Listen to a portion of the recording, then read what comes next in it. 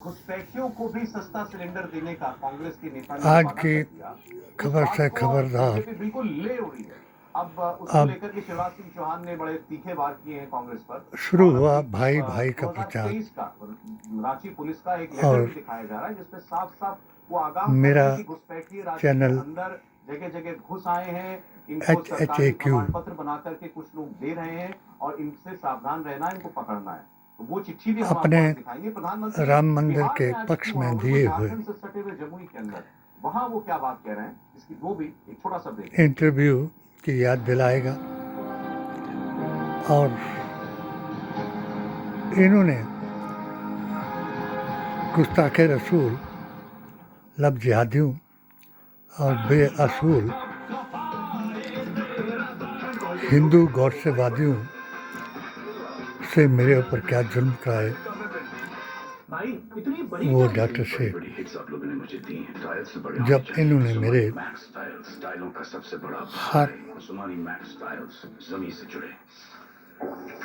अभियान के बयान को छपने से बयान कराया, मेरे 16 फतवों के खिलाफ फतह का फतवा दिखाया और इंडिया टीवी को मैंने इनका सबसे बड़ा एजेंट बताया। और ये मैंने सभी संस्थाओं, संगठनों, संघों, स्वयंसेवी समाज सेवियों की तरफ से ऐलान कराया कि अगर किसी ने मेरा दिया हुआ नबी की जुबान से, भारतीय संविधान से कोई सफ़ा, कोई एक फतवा जुटलाया तो मैं अपनी गर्दन को कटा करके उनके जूते में रख दूंगा।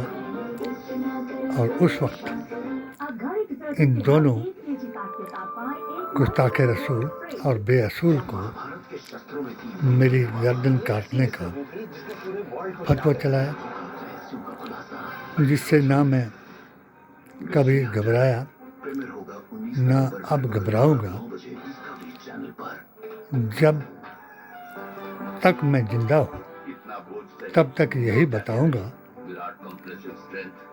कि ये गांधीवादी नहीं, गौरसेवादी हैं। और गुस्ताखे रसूल रसूल अल्लाह के दीन के नहीं, मुल्ला के दीन के लब जिहादी हैं।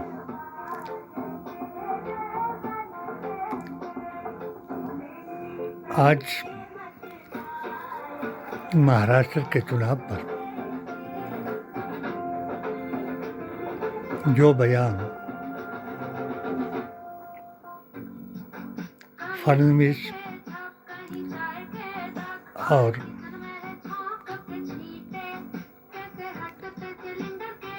ठाकरे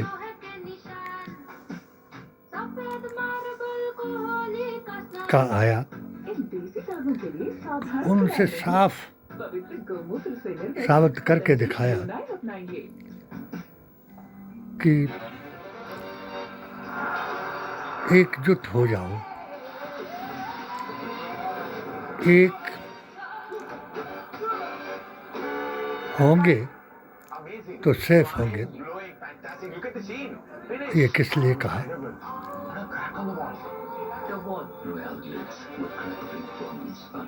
वो असल जमात के ठाकरे ने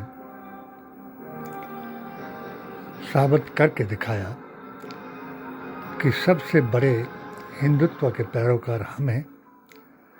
फर्क इतना है कि हम गांधीवादी हैं और वो गौरसेवादी हैं। हमने महाराष्ट्र के चुनाव पर खूब बात की, एक मुद्दा भी रह गया, इसकी जरा कुछ डिटेल आई है तो वो मैं आपके साथ शेयर कर देता हूँ। महाराष्ट्र के चुनाव में, अच्छा इससे पहले कभी ऐसा नहीं हुआ इतना खुलकर कि किसी एक वर्ग का वोट दिलाने के लिए बाकायदा समर्थन की चिट्ठियां जारी हों, मुसलमानों का वोट महाआघाड़ी को मिले, इसके लिए अलग अलग तंजीमों ने, अलग अलग बोर्ड, अलग अलग संगठन, इन सब ने बाकायदा पहले अपने बीच में बैठकें की, उसके बाद चिट्ठी कुछ अगर कुछ शर्तें हैं तो शर्तें सामने रखी, शर्तें मनवाई और उसके बाद समर्थन का पत्र जारी किया और दूसरी ओर से लिखित में लिया भी कि हाँ हम आपकी शर्तों पर हम लोग सहमत हैं और आपका समर्थन हमारे लिए बड़ा काम का है। ये सब कुछ वहां पर हुआ है और इस लेवल पर इससे पहले कभी नहीं हुआ। तो बीजेपी इसको लोकसभा चुनाव के बाद से वोट जिहाद कह ही रही है, अभी भी लगातार कह रही है और अब वो ये सब गिना रही है। ये आपके सामने प्रत्यक्ष रूप से ऐसा हो रहा है तो इसको नजरअंदाज कैसे कर सकते हैं। उसकी उम्मीद है कि जितनी ये बातें मुस्लिम समर्थन लेने की महायुति के लोग, महाआघाड़ी के लोग करेंगे, उतना उसको फायदा होगा। अपने आप हिंदू उसके कैंप में एकजुट होगा, कंसोलिडेट होगा। ये बिल्कुल इनका ख्याल है, डिटेल आई है उसमें बाकायदा, मगर ये हमारा संगठनों के नाम मेरे किस HHAQ महाविकास आघाड़ी को मतलब के चैनल से खबर से खबरदार का बयान है कि ये मुल्ला का दीन नहीं, रसूलुल्लाह के दीन का ऐलान है कि हम उस जमात को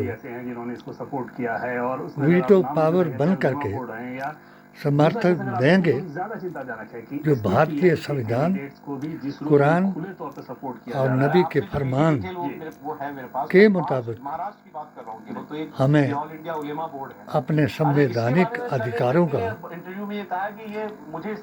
कर्तव्य निभाने का आदर, समान आदर ये दे रहा है संगठन। इसने 180 एनजीओ के साथ जो है वो नेटवर्किंग करके और फिर वो इसको अरशद का बयान न समझा जाए, और तीसरी चीज तो कि रजा का बयान न समझा जाए, जैसा कि मैंने बताया कि सलमान अजहरी का बयान न समझा जाए, वो भी खुले तौर पे इसको सपोर्ट कर रहे हैं। एक इसमें इंटरेस्टिंग ये था कि MIM ने वो समझा जाए सपोर्ट किया जो कि अजहर तंबोली हैं, जो मैंने SDPI ने AIM को 7 सूत्रीय पेटिशन के जरिए ये भी दिखाया गया कि मोदी जी को पहला केस जो कि महाराष्ट्र में हो रहा, इससे बताया तेलंगाना में देखा कि क्या चाहता है भारत का मुसलमान। वहाँ के मुख्यमंत्री ये कह रहे हैं ये चाहे मुसलमानों को नक्सलवादी बताएं, चाहे घुसपैठिया बताएं, झारखंड का उदाहरण आप उठा के चाहे कुछ भी कराएं, और चाहे उन लग जहादियों, नजदी वाबियों, बातिल यजीदियों और सुल्ला कुल्ली राफजियों के कहने पर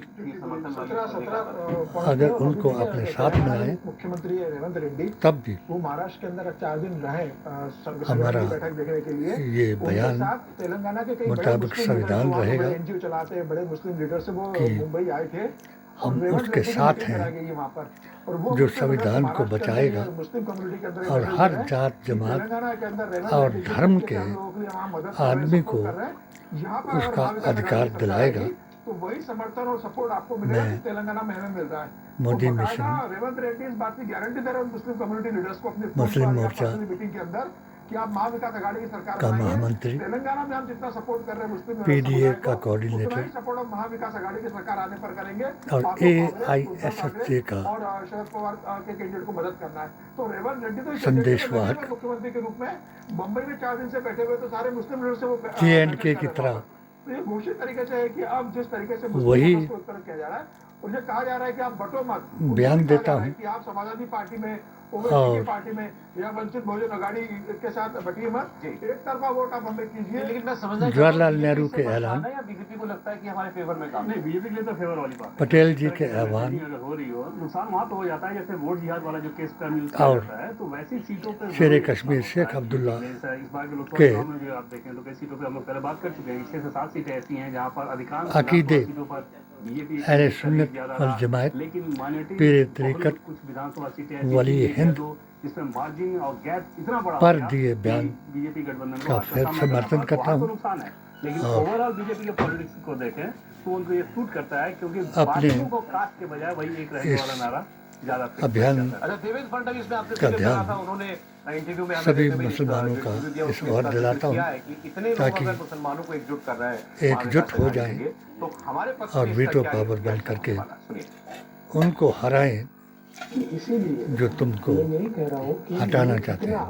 वोट जिहाद खुदा हाफिज। उतना हमको कुछ खुदा करने की जरूरत नहीं है।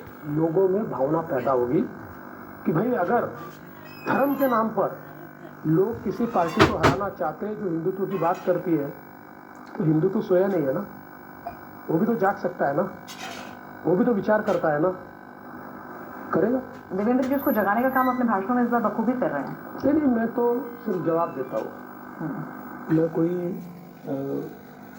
कम्युनल मेरे एक वक्तव्य के मुताबिक मैंने पहले आपको कह दिया ये जगा नहीं रहे हैं, सुला रहे हैं। आएगा एक तो जब मैंने बाबा तो सवाल यही है जो देवेंद्र फडणवीस कह रहे हैं, हिंदू सोया है या क्या जी को हो रहा है कि नहीं हो रहा। अजान के बारे में बताया लेकिन कि आप जितने शंखनाद से योगा का आगाज करते हैं किसी के समर्थन की चिट्ठी देने से वोट और मिलना इतना आसान होता तो अलग बात होती, लेकिन हम बीजेपी के खिलाफ मुस्लिम वोट अस्सलातु खैरुम मिनन नौम से जाते ही इसमें कोई लोगों को जगाते हैं, कोई छुपी हुई बात हो या और आप इस आवाज़ को बंद करा करके लोगों को सुलाते हैं। अब तुमने सुला दिए हैं, ये नहीं जागेंगे हिंदू वोट को यूनाइट करने के लिए वो जाति और को हम जगाते रहेंगे सामने ले रहे थे। इंशाल्लाह। उसमें उसको मदद मिल रही है कि